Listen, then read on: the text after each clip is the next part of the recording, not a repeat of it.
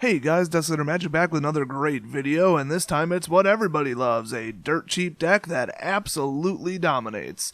As long as your opponent's not playing a blitz deck, but I will demonstrate why that's not necessarily a problem.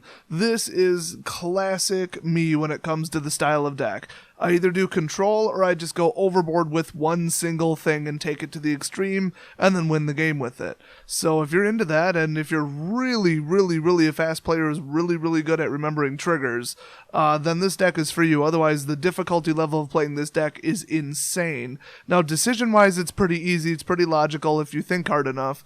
But as far as remembering to hit triggers and doing triggers in the right order and that sort of thing and knowing the game mechanics, you better be a genius. That said, this deck is just so much fun to play. I absolutely love it.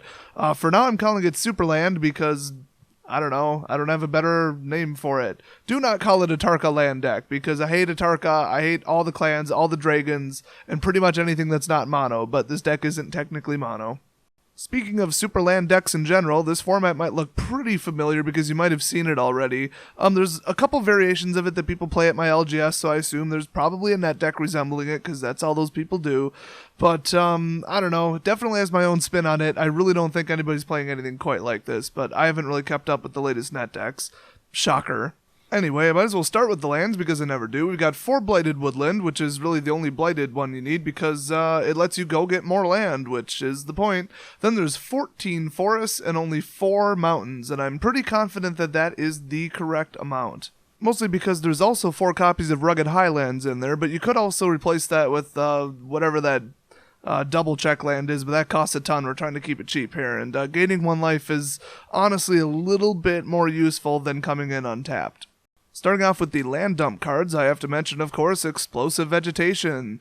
That is an amazing card because it lets you dump out 2 lands from your deck directly onto the battlefield. I don't care that they're basic lands, it's 2 of them. You could also grab a mountain with it. It doesn't specify forests. So that's really the key to it. I mean, there's not much better in the deck than that one.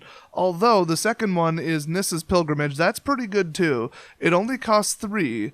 And it lets you search your library for up to 2 basic forest cards, reveal those cards, then put 1 of them onto the battlefield tapped and the rest in your hand. And by rest, they mean spell mastery, it's actually 3 forests. So you could get 1 forest per mana under the right circumstances, and it's almost guaranteed in this deck that you'd have spell mastery. Even if you didn't, I mean, 2 for 3 is pretty darn good.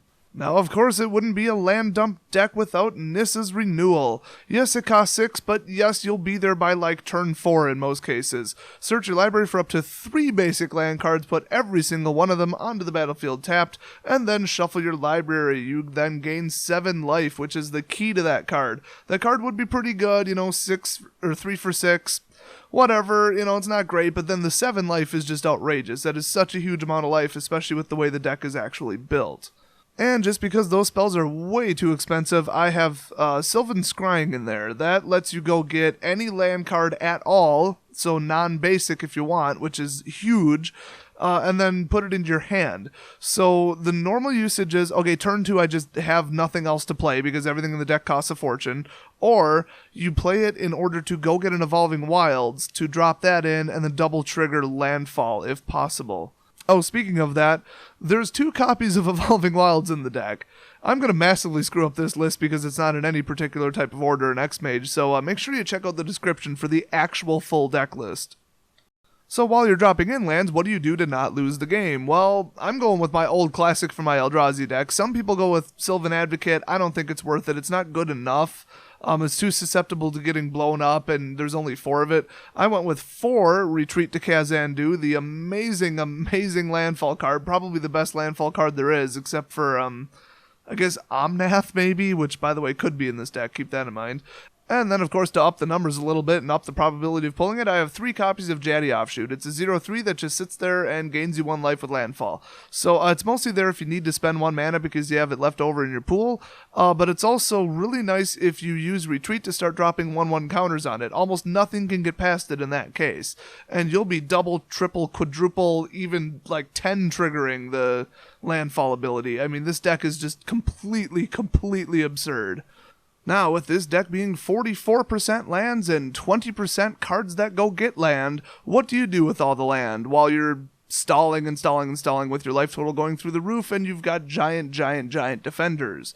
Well, here's where the fun comes in. First off, we've got 2 copies of the Beast himself, Gaea's Revenge. That's an 8/5 with haste, and it cannot be countered. Not that anybody's playing anti-magic.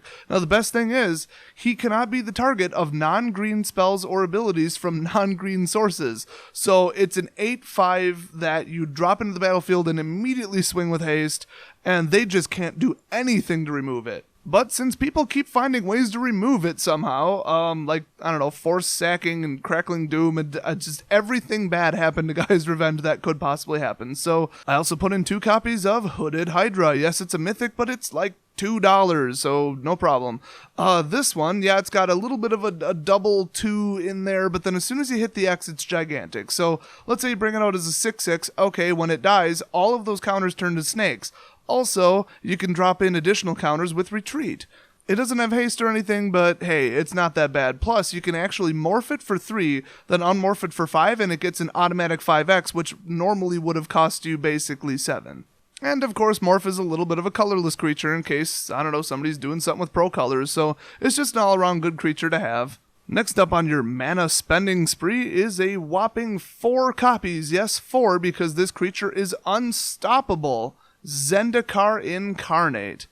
Not only does it fit the storyline great, but it's a beast. I've gotten this thing up to reasonably 17/4. I mean, I started dropping counters on it so that they can't take it out with Languish or Tar Snare or whatever that card is. And yeah, this creature just can't be stopped. I mean, it doesn't have trample or anything, but it's going to be a repetitive problem, trust me. Plus, it can win the game in 1 hit, reasonably. But Desolator, what if they have a whole line of creatures? They could just chump block 1 at a time. Rolling Thunder! I have wiped out entire armies with this card by itself. I've had 2 of these in my hand and I knew I was going to win the game. I've won the game by bypassing their creatures and just hitting them for 15 damage. This card is absurd. It's completely insane. I absolutely love it. It is so much better than Fall of Titans 2, which I wouldn't even consider, and it's really quite a bit better than Crater's Claws even. That extra 1 mana means absolutely nothing because you're going to be feeding in at least 10 usually. You can take out planeswalkers with this, you can take out players with it, you can take out lines of tokens with it, you could take out flyers with it, you could just take out everything because, as you've probably already read by now, it deals X damage divided as you choose among any number of target creatures or players. So you can say, okay, 2 to this creature, 1 to that one, 3 to that one, 4 to that one, and 5 to your face. Boom, dead. And then honestly, just swing with your giant creature and win the game. I mean, it's that simple. Now you're probably thinking to yourself, that's only 12 win conditions, or 12 total cards that could win the game, or even do any amount of offense, basically. That's where this last card comes in. It's one of the most underused, underappreciated cards, and I absolutely love it. I'm of course talking about another great X spell, because hey, you've got mana, why not dump off 15 of it into 1 spell? Commune with Lava. I absolutely love this card, and it is crazy cheap, and it shouldn't be. People just saw it and thought, oh, well, that's too slow and too late for a red deck. Yes, it is. That's why it's in my green deck. If it takes a mono player to figure that out, oh my gosh, that is sad. But yeah, I've never seen anybody play this, ever, other than me. And actually, it was in my Pyromancer's Goggles deck. It was a pretty crappy deck, but it did kind of work. Anyway, you exile the top X cards of your library, and then until the end of your next turn. So the end of your next turn. So you have this turn, your whole next turn, and then at the end of it, then it's terminated. Until then, you may play those cards. So usually you feed all your mana into it on your turn. And then usually if there's 1 land that gets flipped up, okay, play it for free, great. But otherwise, you know, you just spent all your mana. Or sometimes if you have like 15 mana, you could short it at like 10, because I mean, you don't want to mill yourself out, and you're probably going to get the card you want in 10. And then you'll have 5 mana open to actually start casting spells, and then a full mana pool to cast the rest of the spells. So you definitely want to cast this, flip up about, I don't know, really 7 to 14 cards is usually what happens, and then the next turn just demolish them. Just bring out like 3 Zendikar Incarnates or multiple Gaea's Revenges, multiple, I mean, I had Endless one in here technically if you don't like Hooded Hydra. You could just bring out anything. You could even bring out multiple Retreat to Kazandus and then just play a whole buttload of land fetch, and that'll just do it right there. So usually you get a double land hit on this. You get 1 turn, 1 the next turn. So it's definitely a driving force in the deck. It's kind of like, oh, I'm not pulling what I need, there's Commune with Lava, let's flip up 20% of my deck, basically. Now, the sideboard as it sits is kind of crappy. I just kind of threw it together. The really incredibly important part of the sideboard is Windstorm. If you're playing against an all-flyers deck, a mostly flyers deck, a dragon flyers deck, any kind of Thopter deck, if people are still doing that, a Hangerback Walker deck, you're going to need Windstorm, and, I mean, 5 mana will just nuke everything. And if they have, like, an 8/8 Atarka Dragonlord, great, feed 8 into it, or 9 total, no problem. I mean, it really is not a problem. Then I left 3 Plummets in there, just in case. I mean, it's an instant you can stop a flyer, because you're going to have problems with flyers, theoretically. I mean, between Windstorm and Plummet and Rolling Thunder, you've pretty much got it covered. Then, just in case they're playing just hyper crazy removal, we've got Plated Crusher, which is just gigantic trample and hexproof. I absolutely love it. Basically, you just pull the Zendikar Incarnates and put in Plated Crusher in its place, and it's really not that big of a difference. It's a little bit slower, but hey, it isn't going to be removed. And then, of course, I've got Sudden Reclamation. This is fantastic because if they kill a Hydra, you can just bring it back, but what it does is put the top 4 cards of your library into your graveyard, which is also kind of nice, then return a creature card and a land card from your graveyard to your hand, so you get a little bonus land, which, I mean, maybe you'll get an Evolving Wilds. Other than that, there's not land in your graveyard. But the creature is nice. You get a creature back. So then you can recast it, because, you know, if it's an X creature, it's just going to drop dead if it enters the battlefield, and then the card would have to cost more than 4 anyway.